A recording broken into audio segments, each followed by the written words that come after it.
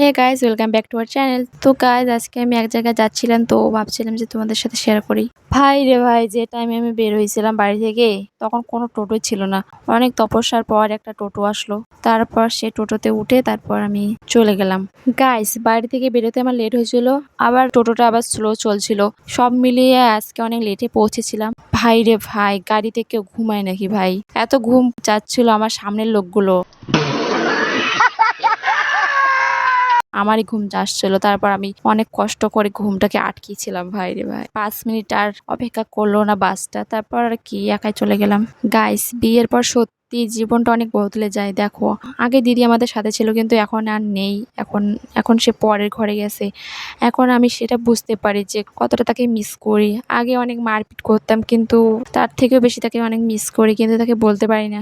এই যে আমার সাথে বাবাইটাকে দেখতেছো, এটা আমার দিদির ছেলে, তো আমি ওকে বাবাই বলে ডাকি। গাইজ, আমি কিছু কিনি নাই, কারণ আমি এই বাবাইর জন্যই গেছিলাম। ওকে কোলে নিতে হবে, কারণ ও অনেক দুষ্টামি করে। আর আর আমার দিদি কেনাকাটা করছিল, ওই জন্য ওকে। তারপরে এই যে দেখো, ঘুমিয়ে পড়েছিল ও। ও অনেক ক্লান্ত হয়ে পড়েছিল, এত দুষ্টামি করছিল, তাই ঘুমিয়ে পড়েছিল। আমি বাড়ি যাই, তোমরা আমার চ্যানেলকে সাবস্ক্রাইব করো।